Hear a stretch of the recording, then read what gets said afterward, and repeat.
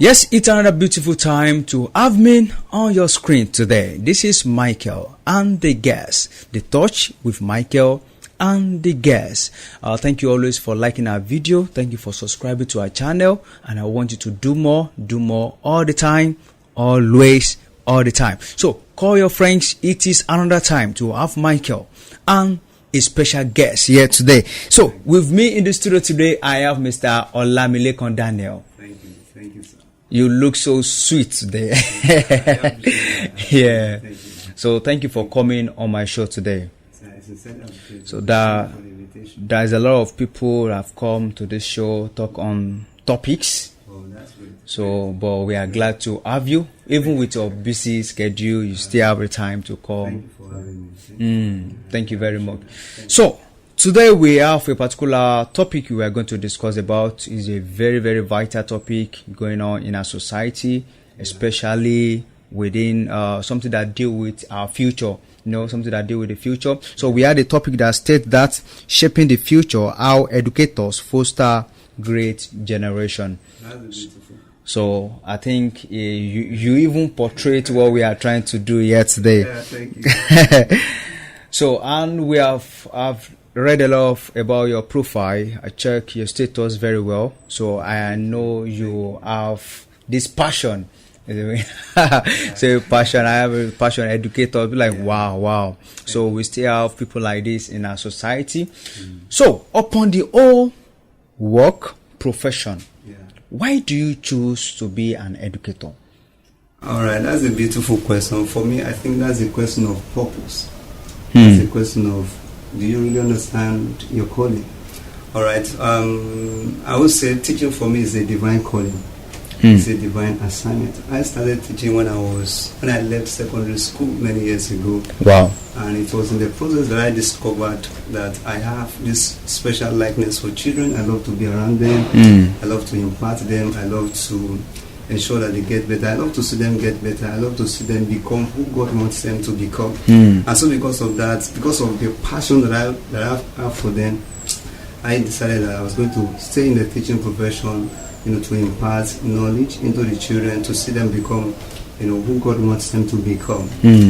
My aim actually is that every child I come in contact with, I really want to help them to harness their innate potentials and their abilities. And I do it through teaching, through mentoring, through counseling, through engagement, through positive and reinforcement, and I also do it through purposeful engagement. Anytime I engage my learners, I do it with purpose. I do it with an end in mind. I do it with something to achieve at the end of it, at the end of the engagement. And so my mantra has always been that no child is a dullard. Every child is a born genius, and that genius in that child can find expression if that child can see somebody who can guide him or her with patience. So with what you just said now, does that mean everybody must go to school? Of course. Everybody. For me, I think we have different levels of education. We have basic education, but in Nigeria, everybody is supposed to have access to basic education, that is the elementary and the college. And after the college, you can now choose whether to further more or not. But it's not so in Nigeria, especially in Nigeria where we have almost 10 million out of school children. But the right thing actually is that everybody is supposed to go to school, because if you want to make impact in your world, if you want to make a difference in your world, if you want to evolve, if you want to effect a change in your world, if you want to make more positive impact in your world, and if you really aim high in life, if you want to have a say in your world, if you want to be a voice in your world to your generation, you need to go to school, you need to be educated.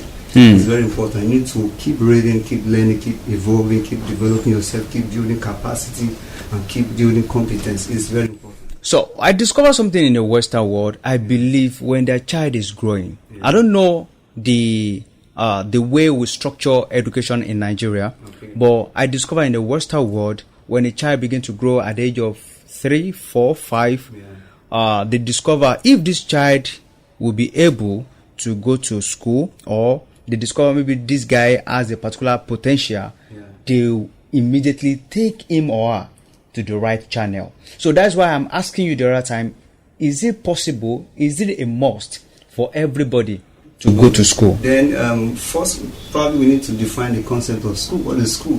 A school is where you go to have training. A school is where you are informed, where you are trained to become better. You understand? So, for instance, if we have a place where people are being taught how to, play instruments, how to become better in some one vocational skill or the other, that's a school. That's a school too. So it's not necessarily have to be elementary where we have to go to one private school or the other. Of course, for me, I believe after your elementary and the college, if you have a passion for music, you should go to music school. If you have a passion for one vocational skill or the other, you should go to that specialized school to go and learn what you have passion for. Of course, if it is also in the university, you can also go to the university to learn that too. You can go, just channel your course, your energy to that thing that you towards what you have passion for. So, there is a funny question I want to ask you now. Right. This funny question goes like this. I've seen so many teachers, right from my primary school. I believe they are experts in this profession. But by years, like 5 years, 10 years with it, you discover that the same level you left them, they are still at the same level. By the time you are still in primary school, they didn't have car, they didn't have even bicycle, they didn't have, but still after 10 years again, still the same sports. How do you explain that? All right, I would like to say that for every one of us, the reason why you and I, the reason why everybody is where we are today is because of the information that we have access to. I don't know if you get that. Everybody in the world where we are today is actually because of the information in the past that we have had access to, or probably we do not have access to. So many teachers who are probably pauper, who are not really rich like that, probably have not had access to some information that could benefit their lives in the past. You understand? And then some teachers also do not want to embrace change. They do not want to, they want to be complacent. They do not want to keep developing themselves, keep evolving, keep building capacity, competence, and character that will help them to be able to level up to what is in vogue in education sector. And many teachers also don't have this saving culture. They believe how much are they earning to be saving from the little that they are earning. And this book, The Richest Man in Babylon, The Richest Man in Babylon, says you should save 1/10 of whatever you are earning. Of course, that's the least, that's the basic. You understand? So you can save more than that. So if a teacher has the understanding of saving a little from the little you are earning, within a year, 2 years, probably you have saved, let's say 20,000 or 30,000 or 100,000 naira. You can start something with that little that you have saved, maybe a side hustle. I read of a teacher who is a teacher in a public school and who is also doing the side hustle. She's selling clothes, this Okirika clothes. Wow. Yeah, so there are different side hustles that teachers can involve in that they can do aside just teaching alone. So, but many people don't want to come out of their shed. They don't want to come out of their comfort zones. They don't want to start something new. They just want to be complacent. They just want to accept status quo, and that shouldn't be. You understand? So, for any teacher to change his financial status, for instance, you need to have access to some information, maybe like investment. What are the few things that you can invest in? Maybe joining a cooperative. Be saving a little, and after you have saved enough, you can use the money to buy land, use the money to buy something. But some people don't have access to those information. They are just in the educational setting or sector, doing the little that they can do, and they don't want to learn. They don't want to keep evolving or keep expanding their horizon of knowledge. I think I go with your illustration because we believe over there are some teachers that they believe how much am I earning, so let me just feed myself and my family and go and go. Some people they just believe in survival of the fittest. So whatever comes in, everything they spend on. But it shouldn't be. Even if it's 20,000 that you are earning per month, you should be able to save at least 2,000 naira. If you are able to save and you are consistent with it for 2 years, 3 years, 2,000 naira, you would have accumulated maybe 70 or 80,000 naira. And at the end of that 80,000 naira, able to accumulate, probably an opportunity comes. Of course, opportunity comes for those who are prepared. Yes. So let's say an opportunity comes for you to come and buy a land that is 100,000 naira, that is 200,000 naira. You already have 50,000 naira. You can use that 80,000 to pay. Then you balance it later. So that's because some people don't have access to information. Let's go to the next question. So how does education contribute to the growth of the next generation? All right. For me, one of the things that contributes to the development of any nation in the world is education. The more educated the people are, the more developed the country will be. And of course, the generation coming. So education is very important. That's why we have to invest more in the education sector, because no country can develop without the people being educated. No nation of the world can develop. Developed nations of the world, we call them developed nations of the world because the people there are educated. So what makes the next generation to the nation to develop, the economy of any nation to develop, is the level of education of the people that is there. And that's why Africa is lagging behind, because many people in Africa are not educated. They don't have access to education.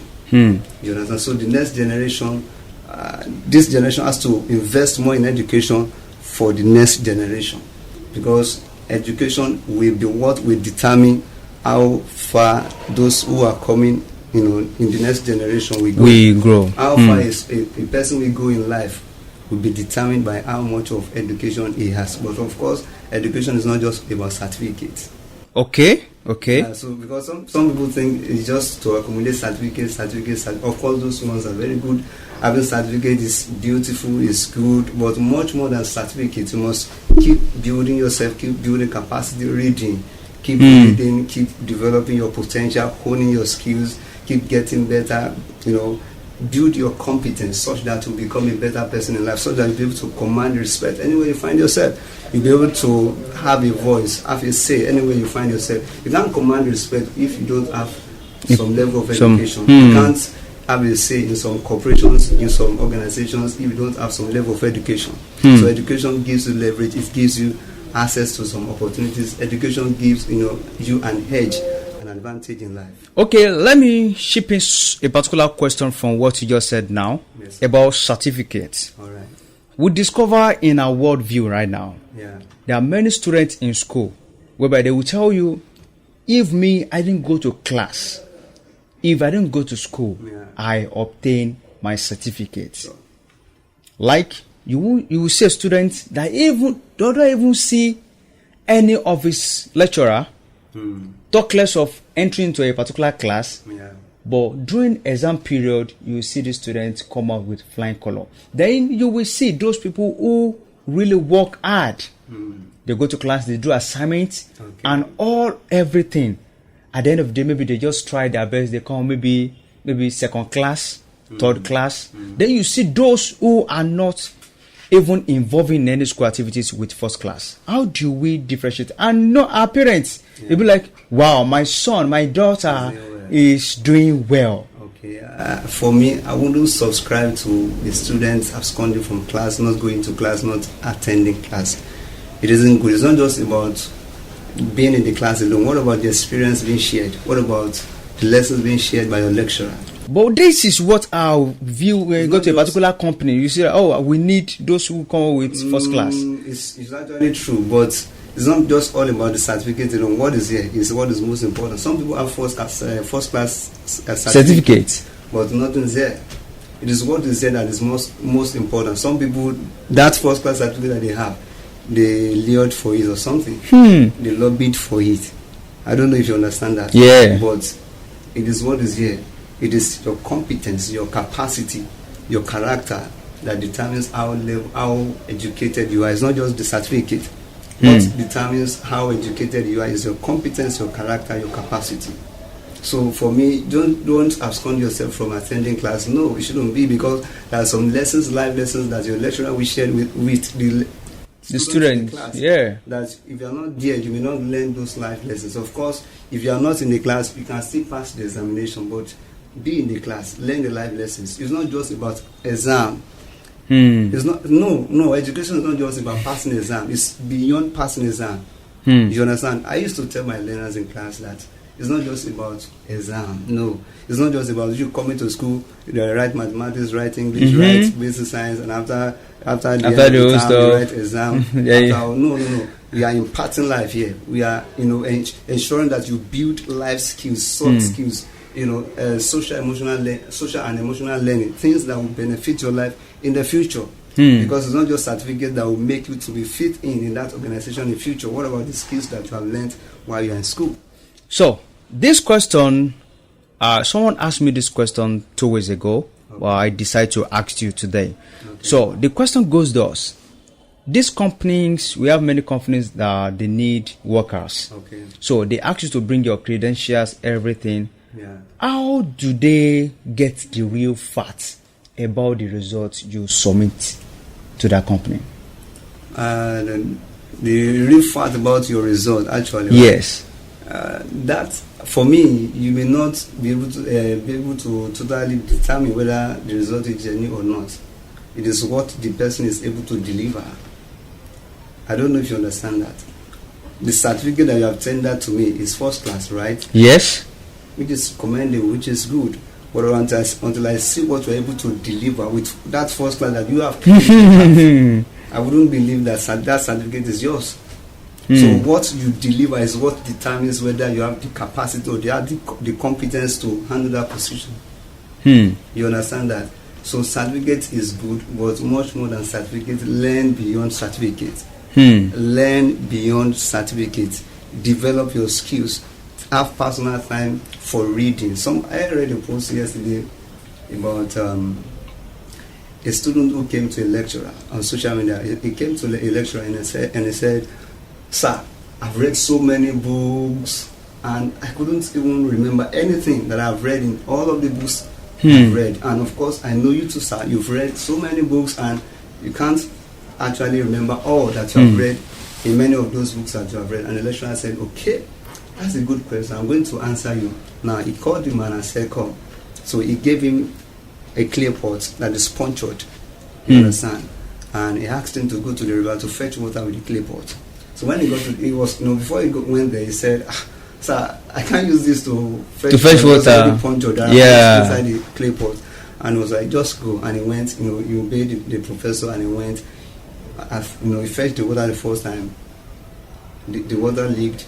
Of course, the clay pot cannot hold the water. Yeah. The second time, the third time, so he was frustrated. So he had to come back to the professor and say, "Sir, you said I should go and fetch water with this punctured pot." The pot couldn't hold the water. So the professor said, "Yes, I know the pot cannot hold the water. But did you notice anything?" He said, "No, sir." So the professor said, "Did you notice that the pot was dirty before you went there?" He said, "Yes." "Now check the pot." So he said, "Oh, the pot is now clean, neat." So he said, that is what reading, that is what education does to your mind. Education helps you to clean every negative perspective, negative mindset. The more you read, the more you expose yourself to things that will better your life. The more you wash off yourself from negative mindset. Wow. Negative things that are not good and are not supposed to be in your mind. That's what reading, that's what education does. Wow. Yeah. Okay, I love that illustration. Personally, I buy with that illustration. Yeah. So let's go to the use of AI now in the latest. I think that is the latest stuff we use now in school. And do you believe? I understand AI is good, but let's look at the negative aspect of AI. Yeah. We discover many students become lazy, very, very lazy now. Yeah. Anything you ask them, straight away to AI. Okay. So, because there are many questions now, if you ask any student, they can't give you the right answer. Yeah. And unfortunately, if I ask someone a particular question, if that person answer me, I will always send the response to me.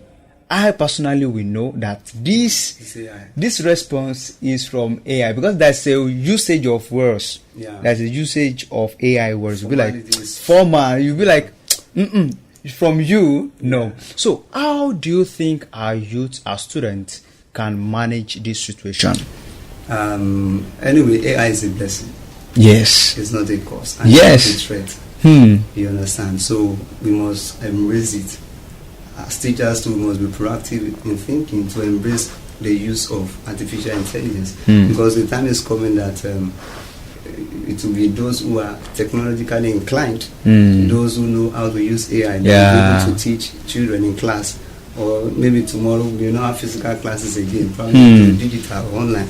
So, to answer your question, there must be a need. There is a need for regulation. There is a need for proper monitoring. And for anyone who wants to use AI, you must also understand that your human intelligence must not be neglected.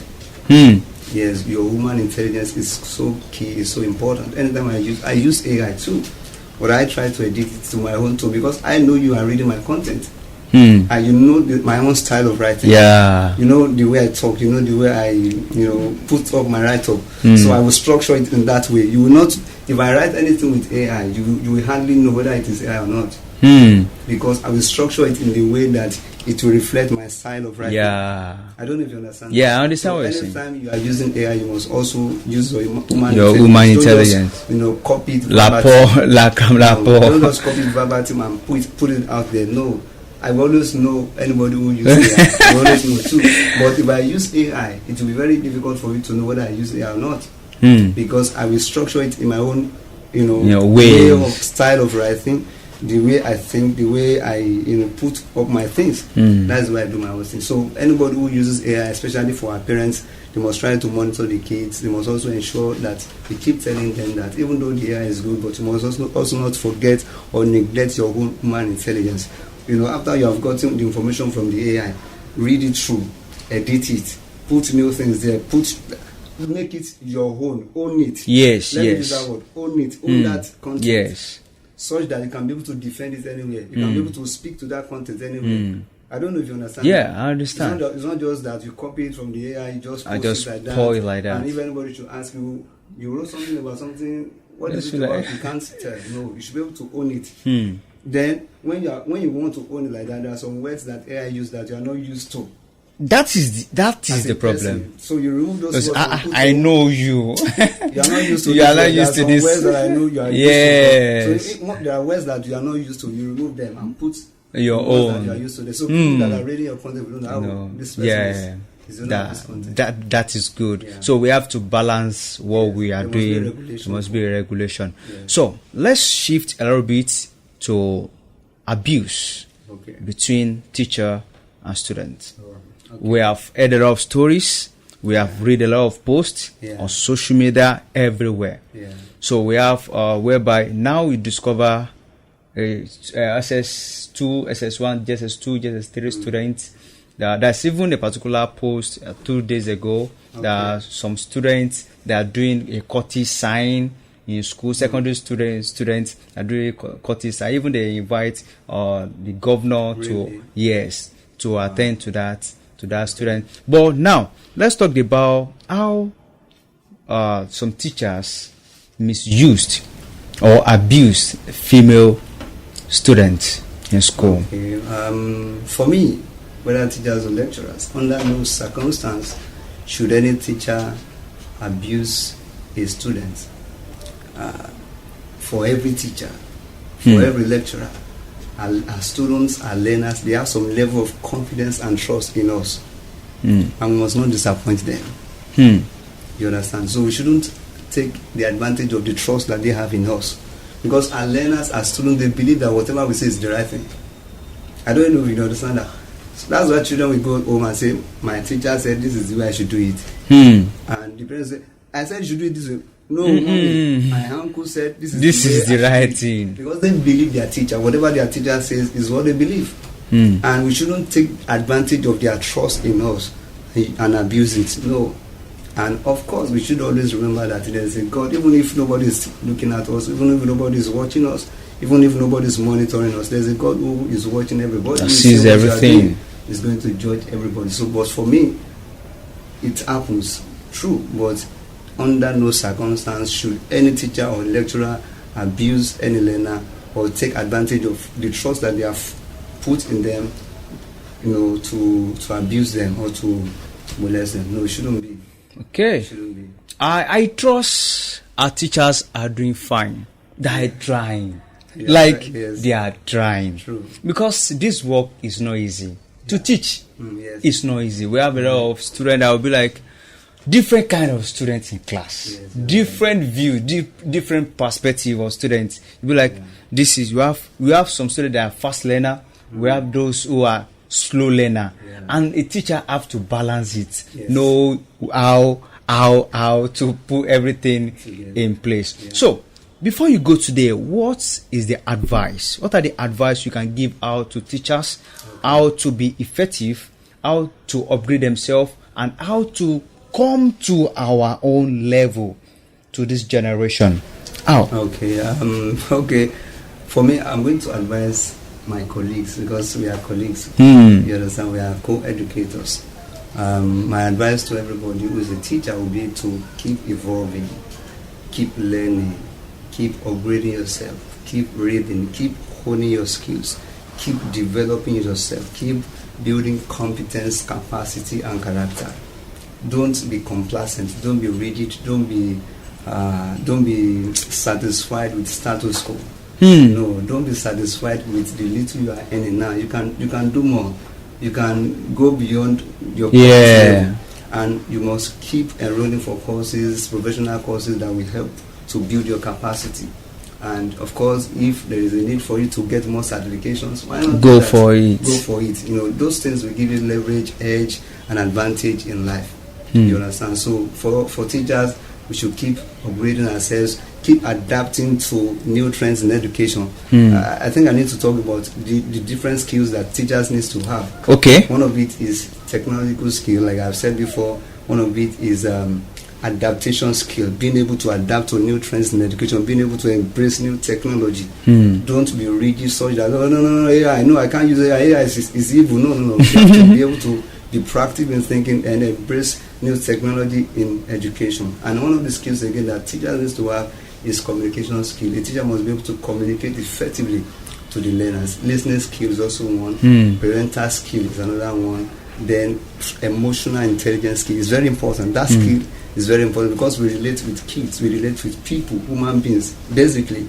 And you must be able to understand their emotions. You must be able to understand your own emotions too, as a teacher. So emotional intelligence skill is very important. Then you need, what I call teaching skill. Because as a teacher, you need to also have that skills, ability. You must be able to teach, past knowledge, and then conflict management skill. A teacher must be able to resolve issues, because children will come to you, this one beat me, this one. You must be able to find a balance, resolve the conflict. Conflict management skill is important for teachers. And lastly, maybe classroom management skill. You must be able to manage your classroom as a teacher. So those are important things that we need to learn. But to learn those things, you have to keep learning, keep reading, and then keep enrolling for courses that will better your life. Then don't close your eyes to opportunities. Don't close your mind to opportunities. Then when you see an opportunity to probably invest in something, of course you can't invest in something you don't have understanding of, or something that you are not familiar with. Just take your time, do your due diligence to learn or study it. Then don't be afraid to take that step. You understand? Don't be afraid to come out of your shell, come out of your comfort zone. You can't make it in life, you can't go big in life if you are not ready to leave your comfort zone. So as a teacher, you must be ready to leave that comfort zone. If you have not been acquainted with online classes before, get yourself used to it. Learn the technology or the applications that we need for that online class, and begin to study it, begin to learn about it. With time, it's just a matter of time, actually. You will become a voice in your field. So thank you very much for this powerful advice. Thank you. And I believe so well. Shout out to all teachers outside there. You are doing a great job. Yes, we are actually doing it. It's not easy. Seriously, it's not easy. Teaching is stressful in a way. But with time, with patience, we'll get there. Yes. So in any aspect you find yourself, just try to make use of the available opportunity. That's very, very important. An ability to adapt, an ability to change. Change is constant. Yes.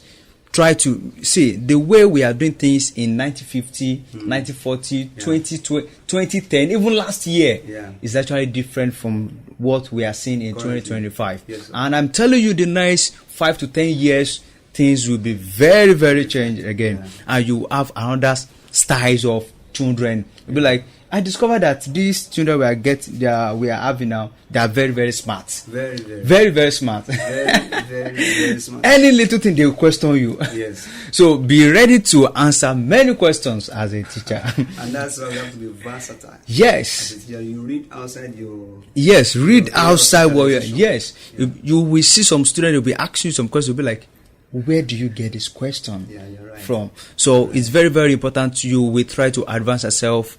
So as you have said the other time, go for professional course. Yeah. There are many professional courses with these few months you are done with it. Yes. So to embrace, to develop, to have a better country, a better society. So to all teachers there, I shout out to you. You are doing a great work. You are doing a great work. Thank you very much for coming on my show today to just give us this little and very, very important information today. So I believe next time when we call you, you will answer our call. I will glad to do that. So thank you very much for coming today. So this is a wrap on The Touch with Michael and the guests. So until the next time, see you. Bye for now. Thank you.